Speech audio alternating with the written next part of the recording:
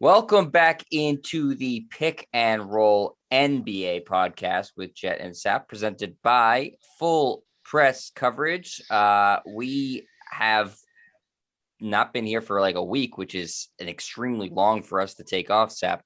But I had some dental surgery last week. It was relatively quiet on the NBA front, so if there was any week to take off, I feel like it was okay to just do one podcast last week. We sound like two old men. You're going for dental surgery. I'm Yes. having cataracts out in a couple of weeks.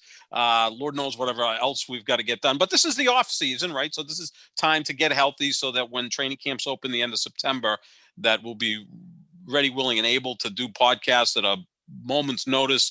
Um, Although there really is never an off season in the NBA, but this is kind of a little bit of a lull before training camps open in a few weeks. Yeah, and I wanted to give, football a chance to breathe a little bit. People are very excited for the start of the NFL season, ourselves included. So, I think give them their week to shine.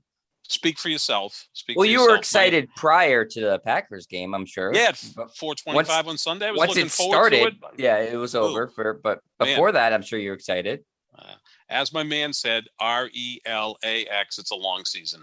Yeah. Okay. Well, we'll talk a little bit about Aaron Rodgers at some point, I'm sure. But back to the NBA stuff. Over the weekend, we saw a new class go into the Hall of Fame, a very Celtic-centric class, which is what I feel like the Hall of Fame should be every year. Just put in more Celtics. Paul Pierce goes into the Hall of Fame, as does Bill Russell as a coach. He's obviously already in there as a player. And Mike Gorman gets the Kirk Gowdy Award for media in the NBA. Well-deserved for Mike Gorman, the voice of the Celtics on TV for, almost 40 years now, I think. Right, Seb?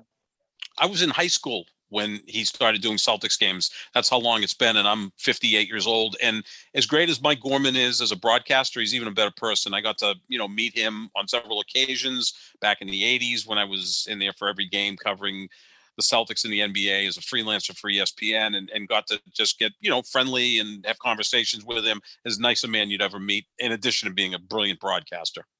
Yeah, I mean, we've obviously been spoiled having Mike Gorman for so long doing the play-by-play, and we have great radio play-by-play guy too, and Sean Grandy. I think most people expect Grandy to take over the TV side when Mike Gorman eventually retires, hopefully not anytime soon, because I think he's still tremendous at it. I do think last season was difficult for a lot of broadcasters because they weren't in the arenas, which, I mean, again, Mike Gorman's been doing this for 40, 50 years, and then suddenly you say, okay, we're going to do this a little bit differently this year. I think that throws you off your game a little bit. Yeah, especially the older guys, because all of a sudden, as we know, and you're much younger than I am, but, people become creatures of habit, right? So you're used to getting to the arena at a certain time and having a routine and talking to the coaches and the players and, having dinner at a certain time. And then you go courtside to call the game. Well, that was all blown up last year. So now a lot of the broadcasters are doing it in a studio, or they're doing it from home, staring at a 46 or a 55-inch screen TV. So they're at the mercy of whatever the director is sending them. So, they can't really paint the picture the way they have normally done it. So I think that a lot of the old broadcasters had difficulty with that. We saw Marv Albert, I think, struggled last year, in addition to being 80 years old. And look, Marv Albert to me is the greatest basketball play-by-play man ever. But yeah, I think they had some difficulty with that. And also it was a difficult year for Mike Gorman because he was without his partner of 40 years in Tommy Heinsohn. I mean, those two guys were so close, and not to have Tommy Heinsohn with him, and then also to deal with this whole new way of doing things. It was kind of an unsettling year for Mike Gorman. Hopefully they'll let them back into the arenas this year, and he can start to develop some chemistry with Brian Scalabrine, although I'm not as hopeful about that, because Scalabrine to me is a tough listen and maybe a tough guy to work with, especially when you're talking about Mike Gorman, who's 75, and you got Scalabrine, who's like 40 and has got a ton of energy. It's almost like he's got ADHD that is all over the place. And I don't know if Gorman will be able to adjust to that. Although, he had to reel in Tommy Heinsohn quite a bit because Tommy was Mr. Celtic. So we knew he would always get on the officials, but they had such great chemistry for such a long period of time. But great for Mike Gorman, deserves all the honors he gets. Yeah, so it was nice to have, a bunch of Celtic and Celtic related guys going to the Hall of Fame. In addition to that, the other notable NBA players who were inducted, Chris Webber, who I know you were campaigning Mhm. for a couple of years, Sap. Ben Wallace gets into the Hall of Fame, and Chris Bosh also into that class, as well as Bob Dandridge in that class from a little bit of the older basketball fans will remember Bob Dandridge. But I do. Sap, I do did because yes, you he won a do. world championship with the Milwaukee Bucks in 1971. And I think another old time Milwaukee Buck deserves to be in the Hall of Fame at some point. That's Marcus Johnson, who was a better pro than Bob Dandridge and a better collegian than Bob Dandridge. Hopefully, my man Marcus Johnson gets in at some point. But yeah, I mean, it was an interesting class. I mean, if you look at that particular class, I think we can all make the case that Paul Pierce was the best player of those players that were inducted, right? I put Pierce I in the think power pretty rankings, clearly. Yeah. yeah, above Bosch and above Weber. You don't even think Bosch deserves to be in the Hall of Fame. No. But you liked his speech, Chris Bosch to me is a fascinating guy, really smart, articulate, a deep thinker. Someone that you can obviously like. I think he belongs in there. I mean, the two championships help, but he's also a 10-time All-Star. That's nothing to sneeze at. Usually, if you're a 6 or 7-time All-Star, you get into the Hall of Fame. We know that the bar is very low to get into the Basketball Hall of Fame, so I think he's deserving there. But he is what I would call a borderline candidate, as was Weber. Pierce, obviously a slam dunk candidate, being Finals MVP in 2008 and having an illustrious career with the Celtics. He certainly deserved to be in there. Yeah, I think that based off of the standard that they have set, then okay, yeah, Chris Webber and Chris Bosh should get in. But and I've said this many times before, and I think you agree with me, Seth, that the standard is too low to get into the Hall of Absolutely. Fame in basketball It right is. now. Yeah. So I wouldn't put Webber or Bosh in, but they deserve to be in if you're just going to apply the same standard that they've been applying, the past 30 years to the Hall of Fame, then yeah, okay, then they get in. Right. They're better than some players who are currently in. So it makes sense. But I think we did this maybe as an early podcast, or I don't remember if we did this on a Herald Sap. That's, what my memory is like right now. I think I completely revamped the Hall of Fame and eliminated like half the players in there for my ideal basketball Hall of Fame. Yeah, you have like Kareem, Magic, Bird, and Jordan, and pretty much that's it. And Paul Pierce. Paul Pierce still gets in. Of course, Bill Russell and John Havlicek and every other great Celtic, Bob Cousy, Tom Heinsohn, who I believe Tom Heinsohn's in there 3 different times as a player, as a coach, and I believe as a broadcaster. I'm not sure. If he's not, he should be. He should be, and right, yeah, I think he's in there 3 different occasions, which is pretty amazing.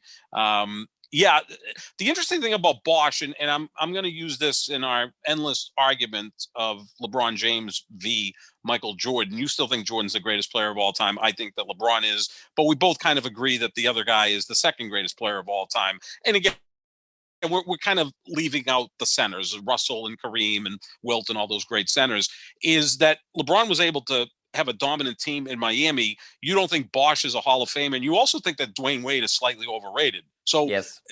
Does that not make LeBron's achievements in Miami seem better, even though you think he should have won 4 straight championships in Miami? If he had pulled that off with apparently a guy in Chris Bosh who doesn't belong in the Hall of Fame and another guy in Dwayne Wade who you think is overrated, then maybe you're going to come to my side of the aisle in this LeBron versus Jordan argument. Not yet. But I mean, yeah, I mean, listen. I'm working on it, Chet. I still think when he was in Miami, it was the best team, overall that he had. He was obviously the best player, I think, by a country mile over Dwayne Wade and Chris Bosh. And I'm not saying that Dwayne Wade shouldn't be a Hall of Famer. He's 100% a Hall of Famer. Oh, absolutely. He's a better player than Paul Pierce, right? We can agree on that. I think it's close. I do think it's closer than people give it credit for. I do.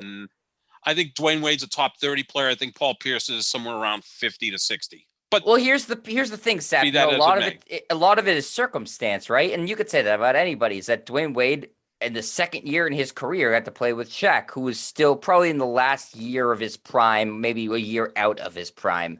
And so he won an early championship and was the Finals MVP, rightfully so that year, and was tremendous in that. But Paul Pierce played with a lot of junk for a long time. So, if Paul Pierce played early in his career with Shaq, maybe he'd have another ring or something like that too. So I don't think it's as far off as like when Pierce said he had a better career than Dwayne Wade, people were laughing. I don't think it's that ridiculous. That's my I, point. I think it's ridiculous, but Paul Pierce does say a lot of ridiculous things. I know we're going to talk about that momentarily, about his exit from ESPN, et cetera. But I was glad to see Pierce get in, obviously deserving. But I was even more interested in what's going on with Pierce and Ray Allen, because it seems like maybe they're burying the hatchet, or was that just done for branding or whatever the case is? We know that Ray Allen got into the Hall of Fame a few years ago, deservedly so. So that's something that I took away from the Hall of Fame this past weekend, was maybe Pierce and Ray Allen are at least cordial. Yeah, I think Pierce is a pretty nonchalant kind of chill guy. Yeah. He likes to gamble and smoke weed and hang out with strippers. Um, Yeah. Who so doesn't? I don't think he's really a grudge holder. Kevin Garnett No. is totally a Oh, grudge holder. oh, So that's going to be obviously, I think, yeah. if you're looking at the whole situation with Ray Allen, that's going to be the hardest domino to knock over. I mean, he's pretty firmly entrenched in his position.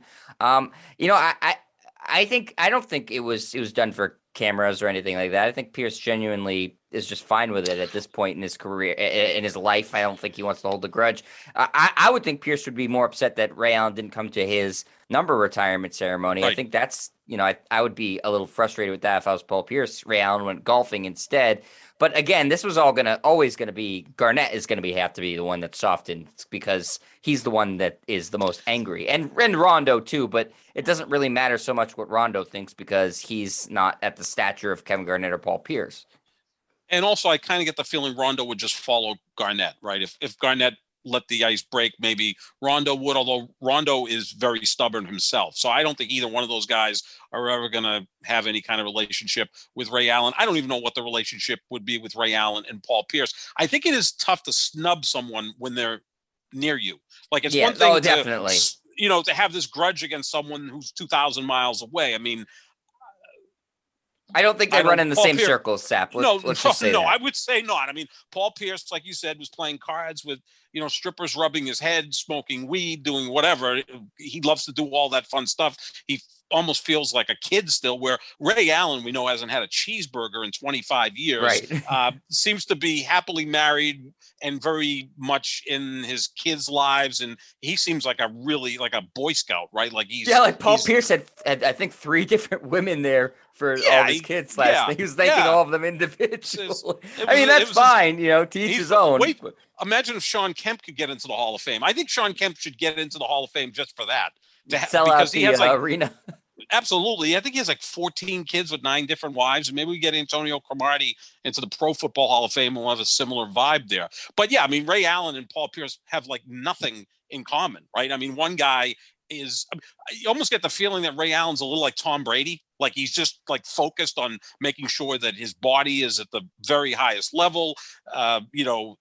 Doesn't drink alcohol, likes to golf, has his own set of ways. Paul Pierce has more of a, I don't know, Jim McMahon, Ken Stabler, Brett Favre type kind of swashbuckling mentality. So they have very little in common. But it was nice to just see that they engaged with each other at the Hall of Fame. They may never speak to each other again, or they may Right. just bump into each other every year at the Hall of Fame if they decide to go, if a teammate's getting inducted, or if they just go every year to be part of it, like a lot of the guys do at the Pro Football Hall of Fame. There's Shannon Sharp, who's on Undisputed with Skip Bayless. He goes every year, to just kind of connect with his brothers in the Hall of Fame, and that's a pretty cool moment for those guys. So maybe every year they'll just see each other at the Hall of Fame. Garnett's in there now, so we'll see if Garnett and Ray Allen bump into each other, and what the reaction would be. Supposedly they were sitting next to each other. I don't know if that ended up holding or what, but I don't know. I don't know that Garnett will ever soften. That just seems like his No. personality. I don't particularly care one way or another at this point. If Garnett wants to hold a grudge, good for him. If he doesn't, good for him. I don't really care at this point. Whatever Garnett wants to do, That's his prerogative. I'm always going to be a bigger Kevin Garnett fan than Ray Allen fan. So I'll like you said, Rondo would do. I will take Kevin Garnett's lead on the situation and see what Well, he you're a has to say. follower, not a leader. Are you a grudge holder though? In the case of Kevin Garnett, yeah, I'd follow him to the ends of the earth. Absolutely. That's No, good. That's no problem doing that. very mature of you. But in your life, are you a grudge holder or not? Because I'm not. Oh, big time, big time grudge holder. I Oh can yeah, see that. I can see that. absolutely. See, I'm not. I am not. Someone would have to do something really bad to But here's the thing, piss me Sap. off that much. Again, I don't have a wife, so if someone like if I was married and someone or a friend cheated with my wife, that would be obviously, no holds That's a barred, deal or breaker, whatever the yeah. case may be. That should be a deal breaker unless you're really passive or you just don't want your wife anymore. But it would take a lot to really piss me off to never want to speak again with people. I mean, you go times where you're kind of upset with someone, but I'm always the one that breaks the ice. I'm pretty easygoing with that because it's just, and that's, a lot of members of my family don't think the same way I do. That's why they used to always kid me that I was adopted, that I'm really not part of the family, because they're more of the line of holding grudges, but I'm not that person. Yeah, I think that I definitely am a grudge holder, but I think that I don't get in the moment. I don't get like super. I'm pretty even keel, and I've seen you Right. get in the moment. You'll get mad at somebody Oh, if they yeah. annoy you or something Yeah. like that. But then Yes. you just like blows by. I'm sort of the same keel for most of the time, and then I'll be pissed in my head, but I don't really react. I got mad at you at the Herald a few times, but that's Sure. me. But I always tell friends that if I ever get mad at you, take that as a compliment. That means I really love you. And No, I'm the first time it's kind of hokey. scary. It is kind of scary because it's because you're never you're a very happy guy for the most part. Yeah, except if the restaurant's closed and they're not serving meals late at night, then I really get upset. Then you're the Hulk. Right. But then, right, exactly. I turn into some other monster. But then it's over with in like 5 seconds, and I'll give you a big hug and say, "I'm sorry." I've thrown microphones at people. I've kind of flipped out occasionally. Well, we did have the most frustrating producer on planet Earth for a minute. He was the best, though. No, awesome, but very awesome, frustrating personality but sometimes. He knew how to needle us to get us going, which was good radio. But when we were at the Herald the last 8 months we were there, we were in a really uncomfortable situation because the studio was right next to like the main desk, like the reception area. And like to do radio, you've got to be somewhat loud and animated. And how many times would she come knock on the glass? Can you keep it quiet? And it's like you're telling radio people to keep it quiet. It's not NPR. And then, of course, when our good bud John Saranides would show up, who could shake a building with his voice, the whole place had to shut down. I still remember, I think you were producing the show at 1510 when it was Pete, Darwin, and John Saranides in the studio together. And I was just doing updates. I'm like, there's way too much testosterone. Yeah, in a lot studio. of testosterone there. Oh, man, a lot of firm handshakes and bear hugs. And, I looked like, I was like the smallest guy there. You're smaller than I am by a wide margin, but I look like a tiny guy next to those three. I mean, Pete's a big guy, Darwin's jacked up, and Saranides is a big dude as well. It's almost as funny as when Villani and I ran into some of the guys over at 98.5, the Sports Hub, at the Who concert at Fenway Park a couple of years ago. You got Jimmy Stewart, who's like 6'5".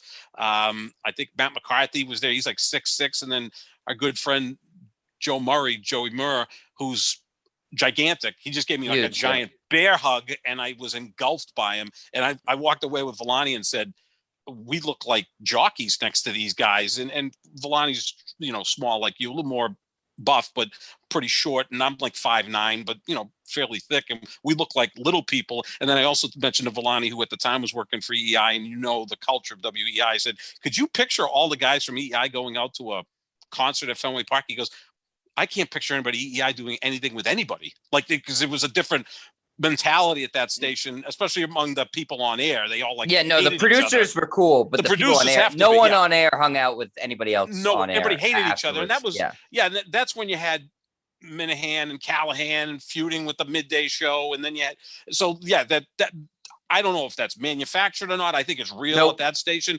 It's real. Whereas at the Sports Hub, it seems like they all kind of get along. I mean, they can needle each other, Toucher and Rich will needle Felger and Maz, and that's all well and good. That's kind of fun, but I don't think they dislike each other. I don't think they hang out together, but I don't think there's any hatred there. The guys at EEI back 2-3 years ago, there was like incredible hatred. And even before that, when Mike Salk was in after he replaced Glenn No one Ordway. liked Mike Salk, everybody hated him. So, we've turned this into like a radio That insiders seems podcast, to be a trend, but that's though, okay. with him, Wherever wherever he goes. So I think that was more of a Mike Salk problem.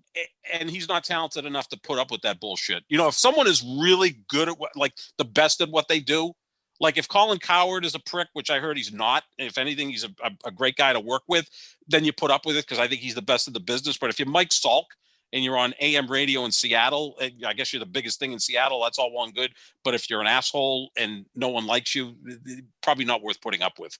Yeah, I agree. All right, so we'll switch gears back to the Hall of Fame, Sap. Did you listen to all the speeches? No, I didn't really, because I was watching a lot of college football. I'm trying to get into that this year, and I was rooting for your Oregon Ducks. Thank you. To pull Big the win upset for me. against the Ohio State Buckeyes. I was rooting for them, and as you know, with Aaron Rodgers looking like he's got one foot out the door, I'm recruiting my next quarterback in the NFL, and right now the leader is Justin Herbert of the LA Chargers, who went to Oregon. So, I'm going to be rooting for the Ducks. Picked up a win for himself on Sunday. He did, Justin Herbert in the Chargers. It's a good choice. I tweeted out something that I think you agree with, that in 10 years we will say Justin Herbert, greater career than Josh Allen. I feel really confident. I've never been high. You've never liked Josh Allen. No. Yeah. I mean, I think he's got a lot of tremendous skills, and he's tough, and he's actually a smart kid. I think he had a very high Wonderlic score, but Justin Herbert was smart enough to get vaccinated, Sap. That's right. Well, I think he is now. I think he is now finally. Whereas we know Justin Herbert was pre-med, had a 4.2 grade point average, academic All-American. I mean, I love him, and he's a great profile in ESPN, the magazine, on Justin Herbert, and it's kind of bizarre that I'm picking him as my next quarterback once Rodgers retires, which may be in 3 weeks for all we know. Tomorrow. But they're complete opposites. Like Rodgers is a brand. Rodgers, I think, is the most interesting guy in the NFL, right? Whereas Justin Herbert's like this chill dude who doesn't even want to talk about himself. It's like I went from probably the biggest a-hole in the league, but that's why I like him, because he's interesting, to a kind of a chill kid from the West Coast. So, it's no different than if you leave your wife. Sometimes you go for someone completely different. You go from the brunette to the blonde. Yeah, that's what happens. That's fine. You've tastes change and evolve. That makes sense. So I watch college football too, but I also managed to sneak in watching all the Hall of Fame speeches. Sap, they put them right up on YouTube. Make it easy for you.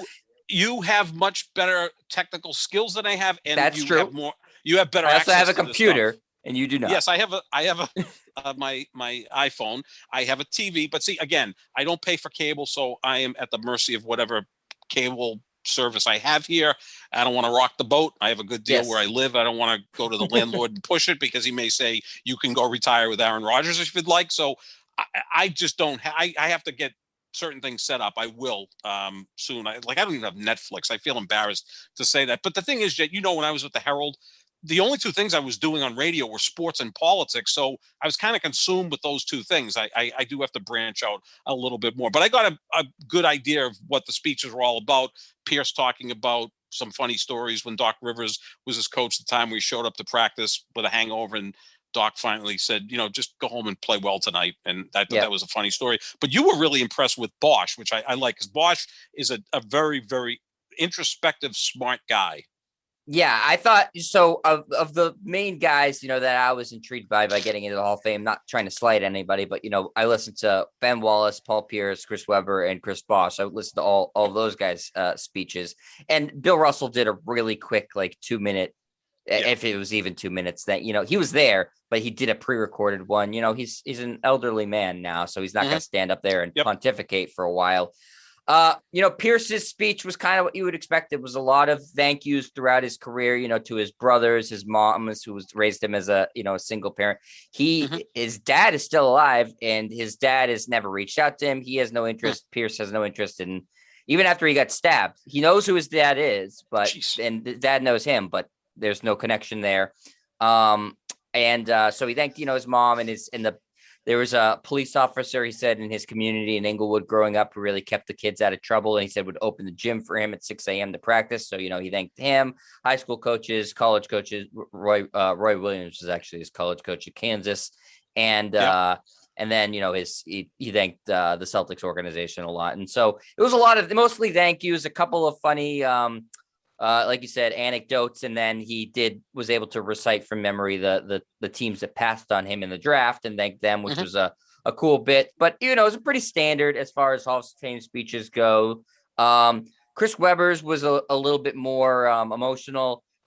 He thanked his parents a lot. His parents both, his mom was getting a master's while raising him. His dad worked in a factory in Michigan all day long. I didn't realize Chris Webber had such a close relationship with Isaiah Thomas. Growing up, Chris Webber, again, grew up rough in Detroit. All these guys, by the way, grew up not in the greatest set of circumstances. So, they all deserve a lot of credit for being able to work their way into success. That's the thing. And just, Sap, a lot of people, especially more conservative people or racist people, will say, these guys are all overpaid divas, whatever. And okay, maybe you can make the case they're overpaid, but, that's the market rate. So that's what they get. But, these guys all earned it. They did not grow up wealthy. There's very few players in the NBA who grew up with money.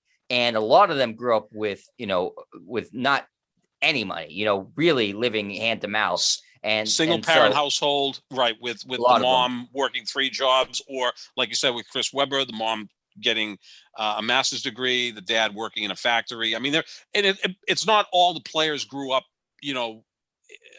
in the worst situation. Like Magic Johnson had a pretty good middle class upbringing. Michael Jordan did as well. So, you had that. Larry Bird, a white guy, had one of the worst upbringings. I think he witnessed or his dad committed suicide. Yeah, that's just mind blowing. And his mom had to raise this big family as a waitress, which is not a politically correct term anymore, but back in the day, that's what she was called. So I think that, there's so many different people coming from this. We know you like boxing a lot more than I do. I do appreciate boxing, but most, if not all, the boxers come from like impoverished backgrounds. Like you're generally not going to have kids don't get into boxing if you have another option. If you're going to Exeter, you're not generally going to go join the boxing club, whereas that's an option for poor people, their way to get out of the situation they're in. So it was pretty interesting. I do hate, Sep, that when people say, oh, these guys are entitled and stuff. Well, because half their lives a lot of them spent extremely impoverished, and they all talked about that. Paul Pierce grew up in Inglewood in the late 80s and early 90s. Go Google what that was like. That wasn't a great neighborhood to be in. Chris Bosh was talking about growing up in Texas, in a place, his high school gym didn't have air conditioning. He said it would get, 120 degrees in the summer. These guys are not entitled. They've earned it. No. So that pisses me off when people say that. But again, going back to the speeches, I was saying about Chris Webber, I didn't realize how close a relationship he had with Isaiah Thomas. Isaiah Thomas, I think Chris Webber was a big time recruit. He may have been the number 1 recruit in the country. And while Isaiah Thomas was playing for the Pistons, Chris Webber was coming up through high school ranks and was becoming, a big star. Where is he going to go? Obviously, eventually he went to Michigan. But Chris Webber said that Isaiah Thomas went to his house and was like, do not let, anything you need financially, emotionally, whatever, I got you. Do not let people take advantage of you right now. And Chris Webber was breaking down, crying, talking about it. Isaiah Thomas, I'm not a big Isaiah Thomas fan because, I'm a Celtics fan, but I do think he gets a bad rep for some stuff like that. Oh, sure.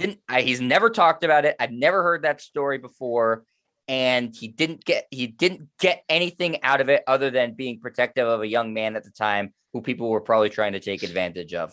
So I think Isaiah Thomas deserves a lot of credit for being a mentor in that situation, that he, was a multimillionaire, worldwide famous basketball player going into a poor kid's house who was in high school and saying, I will take care of you. Don't worry about it. I think if you want to know about Isaiah Thomas, and look, it's very complicated. The whole legend of Isaiah Thomas is very complicated. First of all, if you are Michael Jordan's sworn enemy, people aren't going to like you, right? I mean, Michael Jordan is still the most popular athlete in the country. I don't care about Tom Brady, Patrick Mahomes, LeBron James, Aaron Rodgers, pick whoever, Vladimir Guerrero Jr., which I'm just going to throw out there because he's having an incredible season. But you get my point. Michael Jordan is still the most popular athlete in this country, and he hasn't touched a basketball competitively since 2003. That says volumes of the aura of Michael Jordan, right? So Isaiah Thomas is one guy who Jordan despises, although he made his shit list for whatever reason. And once you're on Jordan's shit list, talk about Kevin Garnett holding a grudge. Kevin Garnett would say Michael Jordan's insane. So but just if you've ever heard any of his teammates from the Pistons talk about him, they love him. I mean, that team that won back-to-back titles, and again, that was with the Lakers and Celtics being dominant and the Bulls being really good on the precipice of winning 6 titles in 8 years. And in the middle of all that came the Detroit Pistons. Their best player was Isaiah Thomas. Their second best player was Joe Dumars, who's not a top 50 player. Their third best player was Dennis Rodman, who was kind of a niche player, right? A niche player. Yeah. Is that the right way to say that word? Yeah, defensive and rebounding. Yeah, he can score, whatever. That's it. And he was the guy, and those teammates love him. Like those guys would kill for him. He was the Pied Piper on those Pistons teams. So I think that, with the exception, of course, of Adrian Dantley, who got traded for Mark Aguirre because Isaiah didn't like Adrian Dantley, and Dantley and Isaiah, I'm sure, have a horrible relationship, if any. So, yeah, Isaiah is one of the most complicated guys in the league. And I remember going in there in the 80s, Jet, covering the teams, because the Pistons were in, 3 times during the regular season and playing the Celtics all the time in the postseason. He was one of the strangest guys to talk to. There were times where he was the best interview in the league. Engaging, charismatic, articulate, smart, thoughtful, just everything. He was great. The next time he'd go back, he was the most miserable, prick you could talk to. So what, do you think he's so bipolar? I don't know. Maybe that's something I'm not, equipped to answer that. But maybe, again, we're talking about 35 years ago. So it's not like today where an athlete, it feels more free to talk about that and maybe deal with it better than athletes did in the 80s, right? So I think it's interesting, though, Sepp, that there's no real middle ground with how people feel about him. Players specifically, no. They either love him or they hate him. As a player, I think he's. If I was to do, and maybe we'll do this in a future podcast, like the all underrated team in the history of the league, it would be Moses Malone at center and Elgin Baylor at one of the forwards, and I think Isaiah Thomas would be the point guard, because it's like I think he's still the third greatest point guard in the history of the sport, behind Magic. And if we're going to call Oscar a point guard, then I think it goes Isaiah. Maybe I'll put Curry above Isaiah now, but they're not really similar players. No. Isaiah is a pure point guard. He's Chris Paul, except better. He's what Chris Paul aspires to be. Right. I talked to my dad about, Isaiah Thomas, a couple times when Chris Paul was in the finals, people were saying, Chris Paul could potentially overtake Isaiah Thomas. And my dad said, Chris Paul wishes it was Isaiah Thomas. No. Isaiah Thomas was pound for pound the best player in basketball for a decade. Now, as great as Allen Iverson was, Isaiah Thomas could have done that if that's what was needed. If you needed Isaiah to go out and score 35 a night, he could have done that, blindfolded. But doesn't it seem, Sap, like players either their relationship with him is either they love him or they hate him? Oh, there's no lukewarm. No, not at all. You don't get that from Magic Johnson. Magic Johnson, everybody loves Magic Johnson, right? Bird, everybody loves and respects him. And Michael, no one says anything bad about him because they fear him. With Isaiah, you're right. His teammates loved him. I think his opponents respected the hell out of him, but a lot of them didn't like him. I mean, even Larry Bird, I remember after a playoff game 7 against the Pistons, where the Celtics won a really hard-fought series, went on to go to the finals to play the Lakers. And Dennis Rodman said if Larry Bird had been, a black guy, he'd be just average. And Isaiah Thomas kind of backed them up on that, but he did it with a laugh. And Isaiah had to apologize and say, well, if you know me, I have my sense of humor. I was just kidding. It was botched. The whole thing was botched by Isaiah Thomas in the league. And Bird was great because Bird, just stayed above the fray. He didn't throw Isaiah under the bus. I don't know if they ever really had a relationship after that. But Bird respected the hell out of him. Again, this is the only guy I can think of that has a winning playoff record against Bird and the Celtics, Magic and the Lakers, and Michael and the Bulls. That's not Yeah. a coincidence. So that's quite an accomplishment. So, but you're dead on, Jet. There's people that swear by him personally as a player, and there's people that hate him.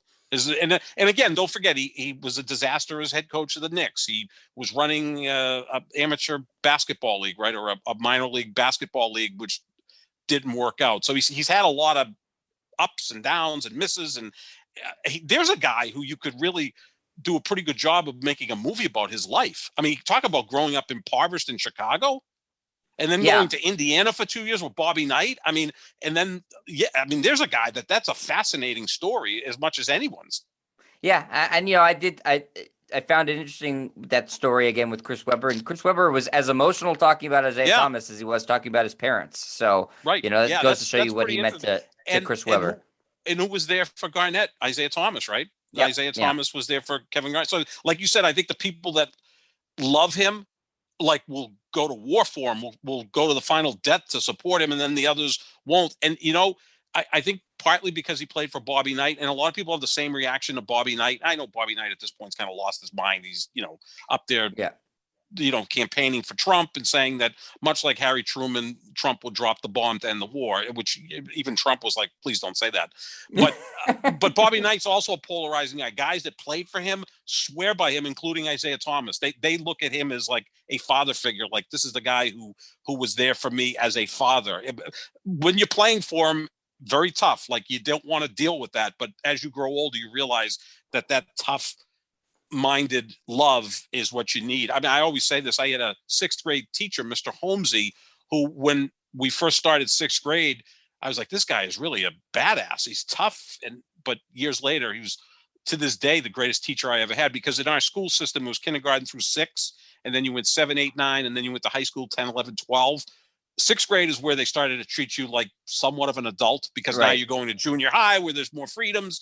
And he was tough. He was like a drill instructor. I think some of his methods would not work today. I mean, he was not afraid to take the kid up against the wall and stick his finger in your chest. But this was like 1974, so no one said anything. And that's the kind of discipline that they would fork out. But he's the best teacher I ever had. And I think that's what you see with Bobby Knight. And I think Isaiah Thomas is, get kind of that aura that he learned maybe from Bobby Knight. Maybe I'm getting too complicated with it, but you get my point in saying that these are complicated people, whether it's Isaiah Thomas or Bobby Knight or my 6th grade teacher, Mr. Holmesy. Right. all in the same category. All very complicated. The last thing I want to say about Chris Webber's speech before I move on to the speech I thought was the best in Chris Bosh's was that, Chris Webber did spend a little bit of time in his speech talking about the importance of the Fab Five in Michigan. Mm-hmm. And how proud he was to be a Michigan Wolverine. And that relationship has completely changed in the past couple of years, because there were some improper benefit allegations and stuff against Chris Webber, and Michigan was completely disassociated themselves with him. He didn't seem to have a good relationship with the rest of the guys in the Fab Five, like, by his choice. I think the rest of them were like, let's, why Chris Webber, are you not involved with us anymore? I remember Jalen Rose talking about it, saying how much it hurt him that Chris Webber was. And now that seems to be completely repaired. I guess time does heal all wounds, but it is interesting now that he has a good relationship with the University of Michigan. I'm sure a lot of that has to do with the fact that Juwan Howard's the head coach of their basketball team now, and said, if you want me as the head coach, repair your relationship with the guy who's my teammate. In addition to, again, I think that the timeout thing was interesting, Sap. And I know there's just an article about this, about the timeout play. And he said, Webber was saying, it's the best and worst thing that's ever happened to him. Yep. In talking about, again, the national championship game, if you're unaware or just, peripherally aware, Chris Webber obviously called a timeout that the team didn't have.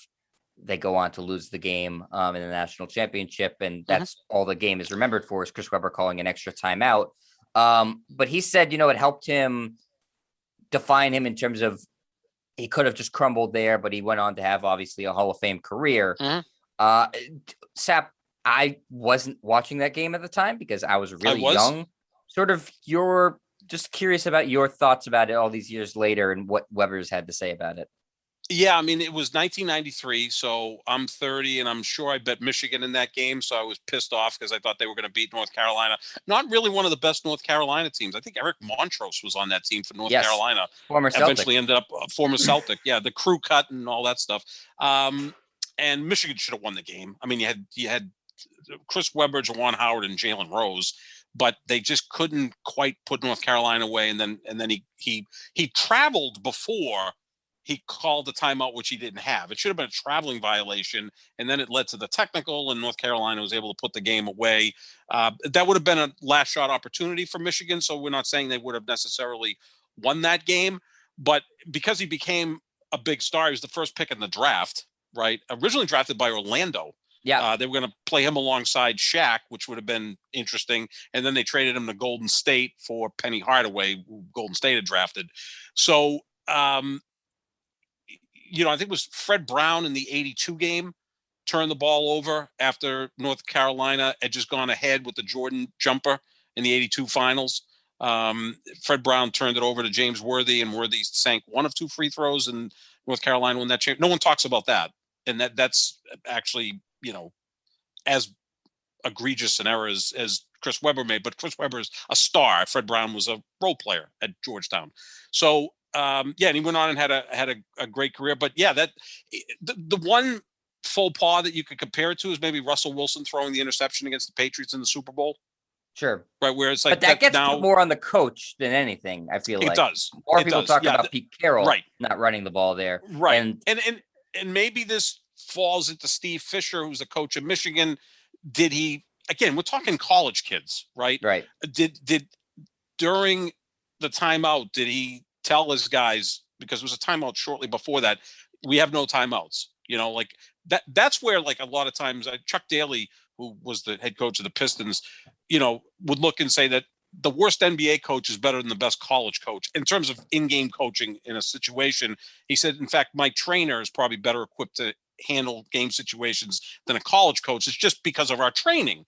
And, you have to have that stuff buttoned up coming out of the huddle. There were reports that he was over near the bench when he had the ball and they were signaling timeout. So he's, it's a panic situation in that situation. But yeah, I mean, the Russell Wilson one, the more that falls onto Pete Carroll than does Russell Wilson. And the one thing is Russell Wilson had just won the Super Bowl the year before. Right. So, Michigan went to 2 championship games and lost both of them. Now, the first time they went as freshmen, they got absolutely destroyed by Duke, which that was not a surprise. Duke Grant was Hill. A wagon. Yeah. Well, Christian Laettner, Grant Hill. Yeah. I mean, that team was like loaded. The next time they went was against North Carolina. They were better than them and they just didn't finish it.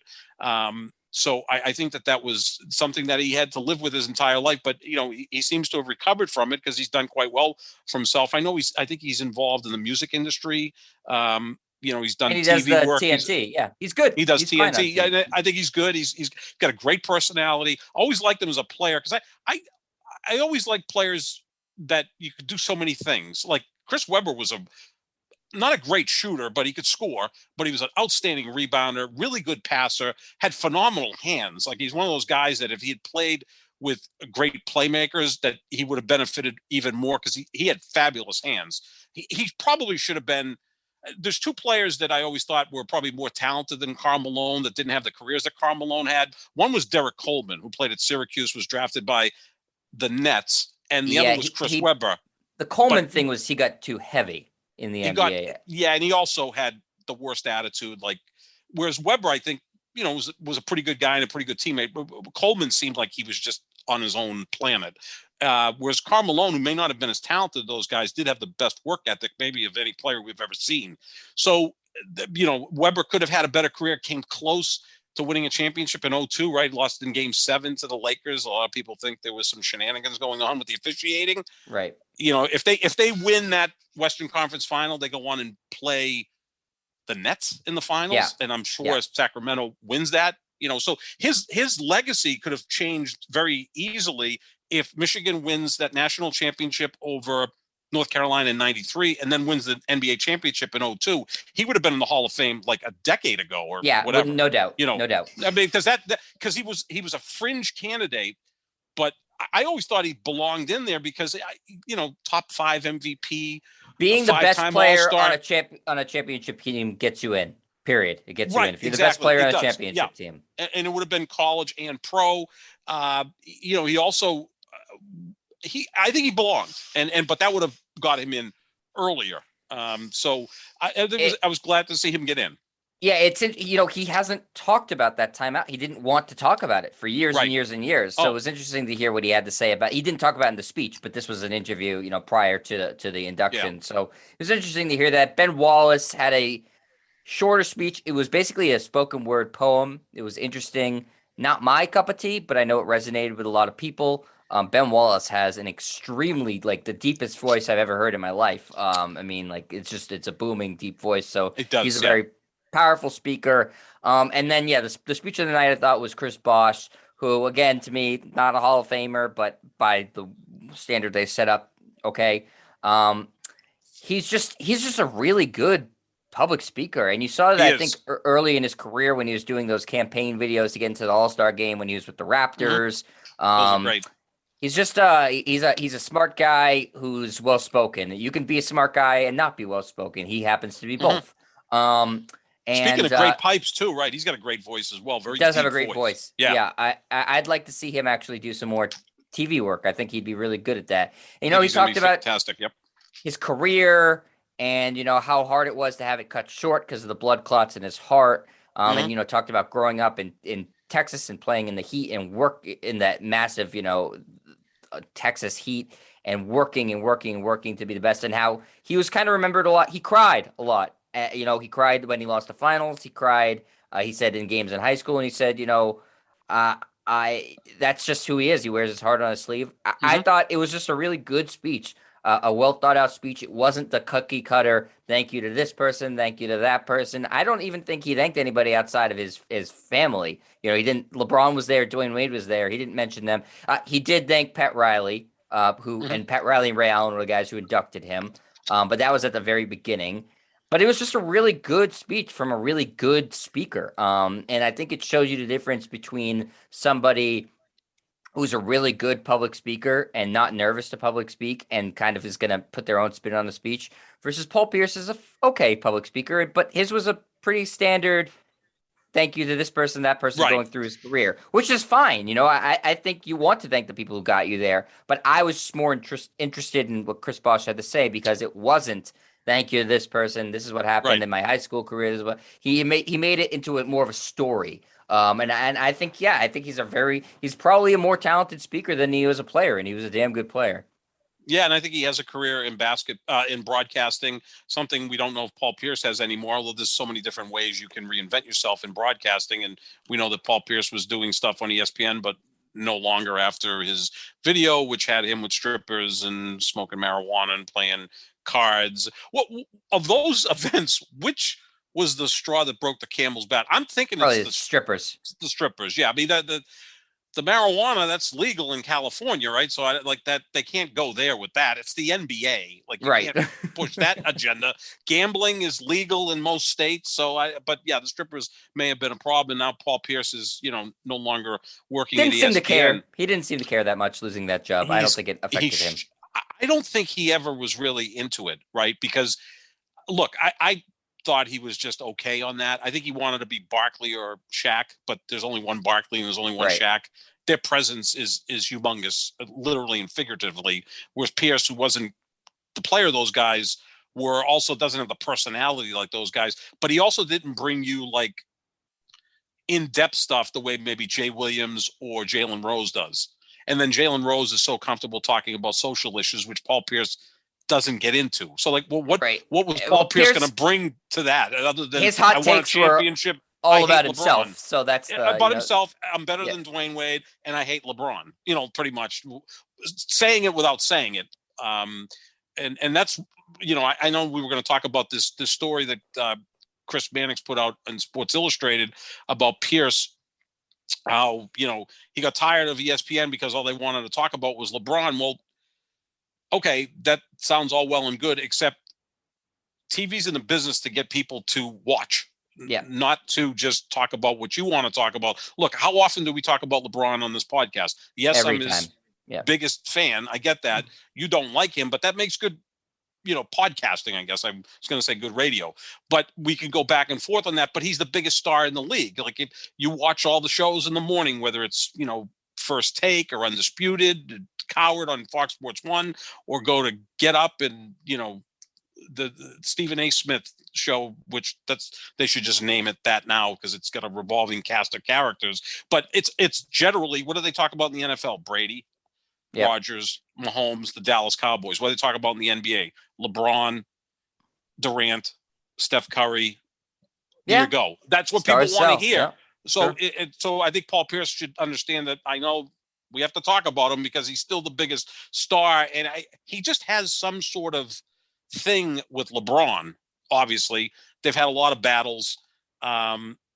Maybe just holds it against LeBron that Ray Allen left the Celtics to go to Miami. I mean, do you think the feud started before that? I'm sure it did, but it got heightened once Ray Allen left the Celtics to go to Miami and they won a championship together. It's tough to get my head around that.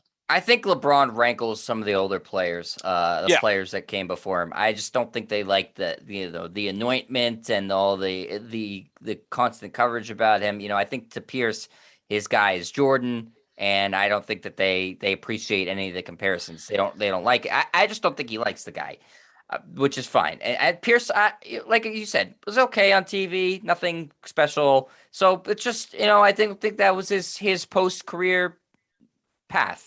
And he seems to be happy now doing, he's doing a marijuana business. He's going to all these boxing events and fights. He seems perfectly happy.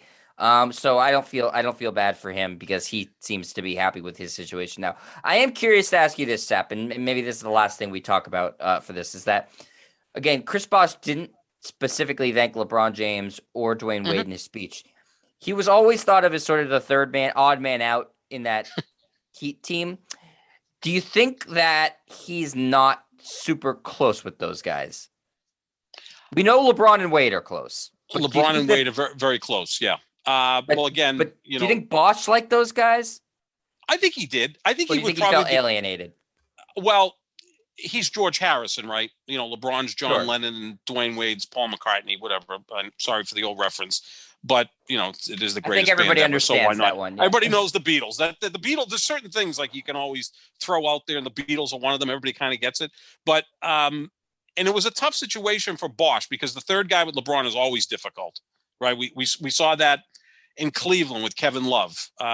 Unfortunately, his first 7 years in Cleveland, he never had a third guy or a second guy. So he had to kind of learn how to play with those other great players like Wade and Bosh. I think Bosh and Wade are probably close, because they can have the thing in common where they can kind of talk about LeBron. Like it's almost like Seinfeld, when Elaine and George got together, the only thing they could talk about where they felt comfortable was talking about Jerry. So I think maybe Wade and Bosh get together and they talk about LeBron because LeBron's still the alpha, still the star. Yeah, but at the same time, Sepp, I do feel like Wade is, he lives this Hollywood lifestyle. His he sure does. A beautiful, famous actress. He's big into the fashion stuff too. His son is an NBA prospect. He's a huge figure. LeBron obviously is LeBron. He's one of the most famous people on the planet.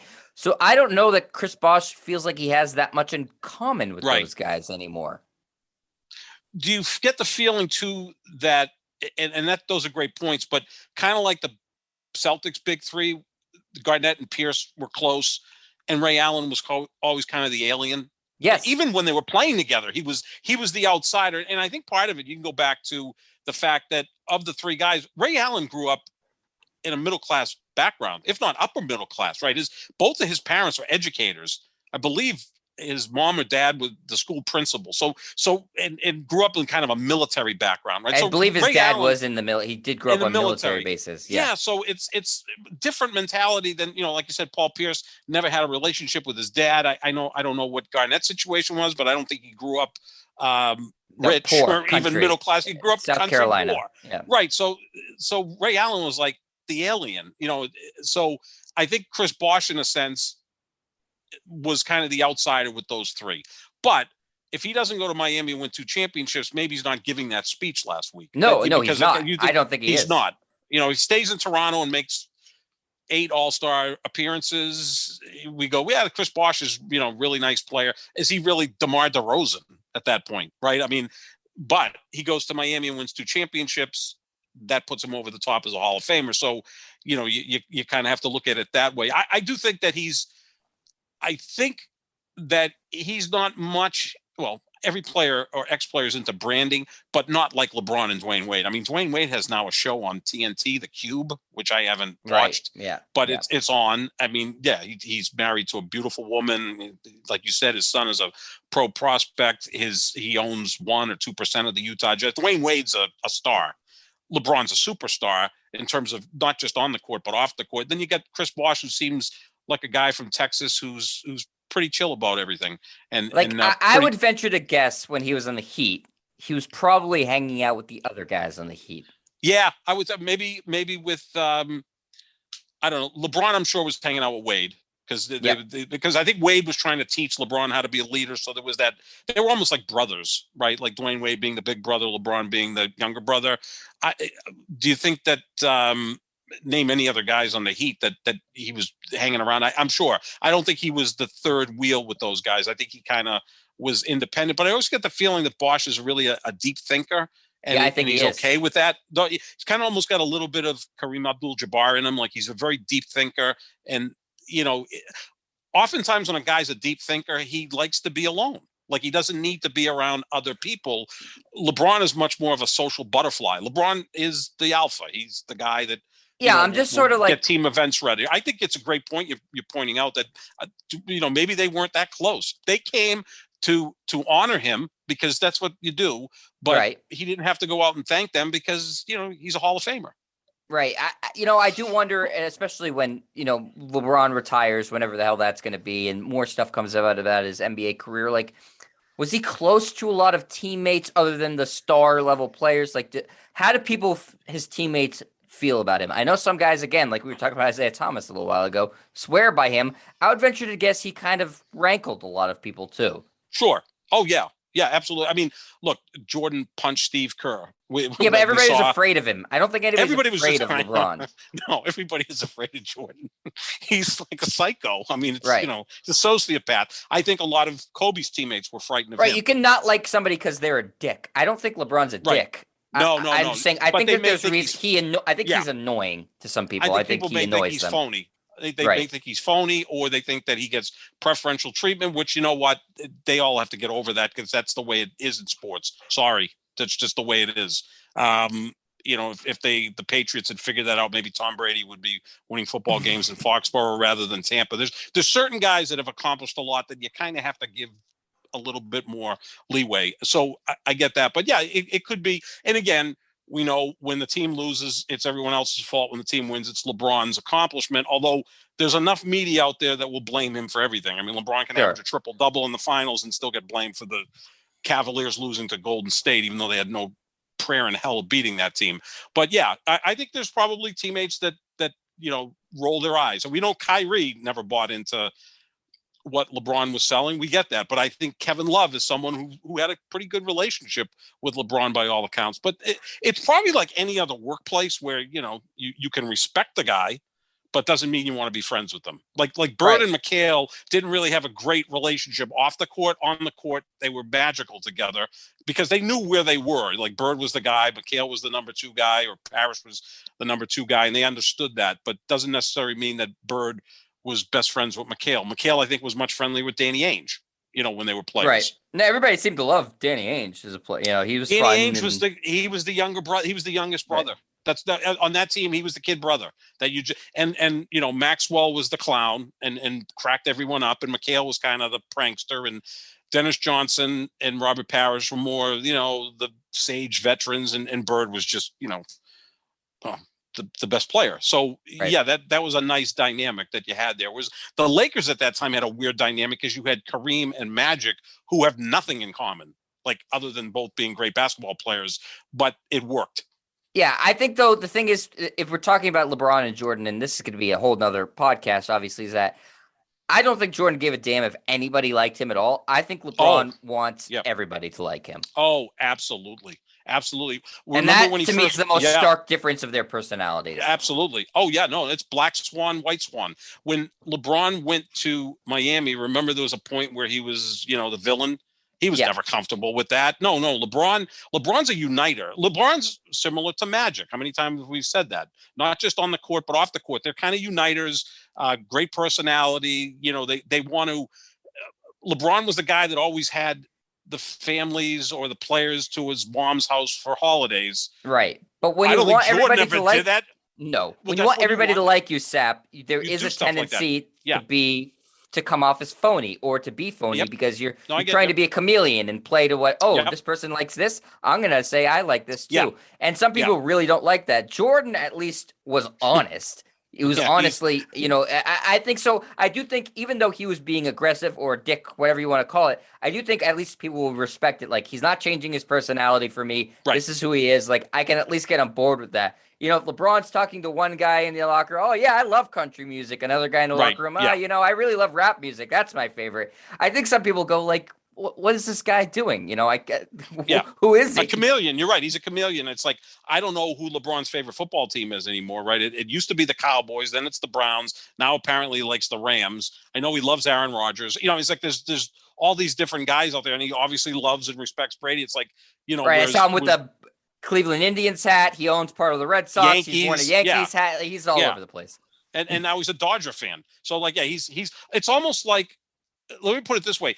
It's similar to Hillary Clinton. And that was a big turnoff with Hillary Clinton because she'd be in one part of the country trying to talk with that accent. And it just didn't come across right. Just be yourself. That's the suggestion I make to everybody in everyday life, or even to young broadcasters. Just be who you are. Don't try to be the next Colin Cowherd or the next Glenn Ordway. Just be who you are, and you'll be more comfortable that way, and people will appreciate the authenticity of that rather than trying to manufacture your personality. Just go for it. And yeah, that is again, but we're talking about a guy in LeBron who's lived with the microscope peering at him since he was 16. Yeah. Jordan got a chance to kind of grow into that, right? No, it's not. It's not easy at all. Yeah, I mean, just there's been glimpses of LeBron and who I believe he really is. Like when he's like, cameras aren't directly on him. You see him at like an award show talking to somebody else, like casually. I like that guy. That guy I can get out like, oh yeah, that guy seems like a genuine guy. Like, who's not being fake. This is his personality. He seems like a cool guy. But there's other times where you're just like, he's just like, well, when he did the press conference with the wine, or like he was walking with a glass of wine, or like, it's like, well, who are you trying to fool here? Like, no one does that. That's not a normal human being thing to do. You like when he's on the shop and he's like, he's swearing.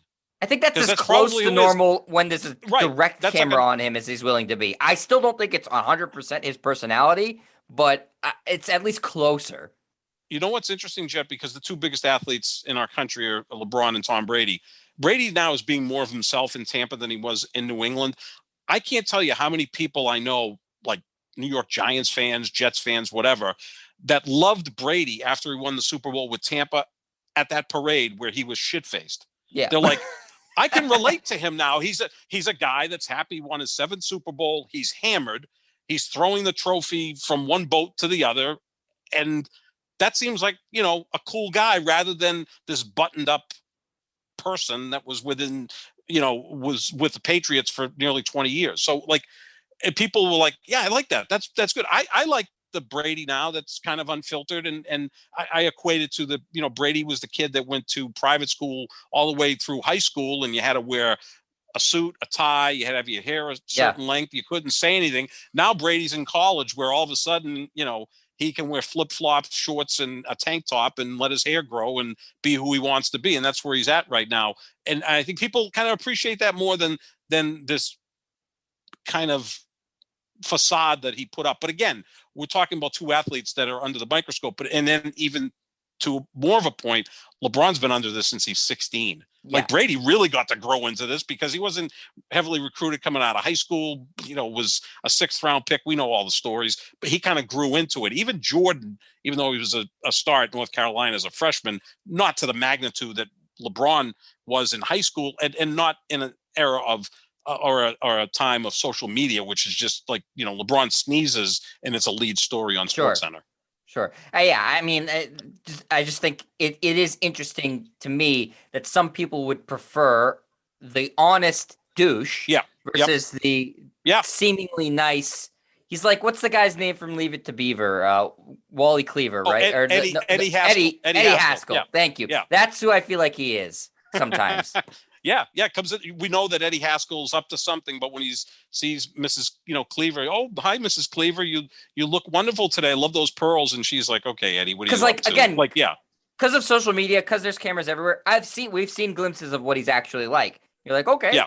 I think that's what he's really like. And then, he'll have the glass of wine when he's walking to the game. He'll have the purse sometimes. You're like, this is not who this guy is, who grew up poor with this is not who he's ever been. He's just doing this for the cameras. It's annoying. As annoying and as much as I despise Kyrie Irving, I at least think he's authentic. Oh my God, he drives me crazy, but he has no filter and does not put on airs for the cameras. I know in a future podcast, we're going to compare Kyrie Irving to my favorite quarterback, Aaron Rodgers. Yeah. Aaron Rodgers appears to be real, right? Because he doesn't give a flying F what you think. He'll just say what's ever on his mind. So, that's someone that's the complete opposite of LeBron James. He's very passive aggressive like LeBron, but that press conference he had at the beginning of training camp is just like gold. It was 30 minutes of him throwing the entire organization under the bus. I know a lot of people go, I don't want my quarterback to act like this. I'm like, for what we do, that was gold. 30 minutes was just phenomenal. Like, we don't see enough of that in sports. All right, so we get a new class in the Hall of Fame, Sap. Speeches were pretty good. I think I'll highlight it again by Chris Bosh's speech to me. I think Paul Pierce was the best player in that class, but Chris Bosh gave the best speech. And we'll be back next year when we talk about the Hall of Fame and see who gets in. I don't think it's supposed to be a particularly decorated class. I think Manu Ginobili is expected to be the best player in that class. Maybe your guy Marcus Skip Johnson Bayless. sneaks in. I hope Marcus Johnson. Skip Bayless will be there. Yeah, he'll be there without Skip a doubt. Bayless will be there for Manu. And there's one other guy that I'm going to start making a case to get into the Hall of Fame. I know we got to wrap up. It is the Basketball Hall of Fame, so we can obviously factor in how great they were in college. Yep. Why isn't Christian Laettner in the Basketball Hall of Fame? He, to me, is one of the 5 greatest college basketball players ever. Yeah, Kareem is the greatest college player ever. Bill Russell, Bill Walton, are probably the 3 greatest college players. You can throw Pete Maravich in there because he averaged 44 a game before the shot clock, which is just like doesn't even make any sense. But Christian Laettner went to 4 straight Final Fours, went to 3 championship games, 1-2, hit one of the most memorable shots in college basketball history, beating Kentucky back in 1992. Why is he not in the Hall of Fame? He was on the Dream Team. He was the 12th guy. You or I could have been the 12th guy on the Dream Team, and they still would have won the gold medal. But I wonder why there's no traction to get him into the Hall of Fame. Yeah, it's a good question. If it truly is the Basketball Hall of Fame, I mean, he's certainly one of the greatest college players ever, without a doubt. I know Dino Raja's in the Hall of Fame. I don't know if there's an outright college basketball Hall of Fame. There is a college football Hall of Fame. Football Hall of Fame. But Dino Raja's in there, right? Yeah, he is. For international play? Yeah, no, some of the international guys don't make any sense. So I if it's truly if you're putting in college guys too, then okay, I can see that for sure. All right, Sap, that's going to do it for the Pick and Roll NBA podcast with Jet and Sap. We are again presented by Full Press Coverage. Make sure you check out fullpresscoverage.com for this and lots of other great podcasts. You can find our podcasts wherever podcasts are found. Find all the show updates on our Twitters at JohnSap25, at Jet Stryer. We're also on YouTube if you're not watching already, youtube.com/Jet Stryer. And we'll talk to you later, everybody. See ya.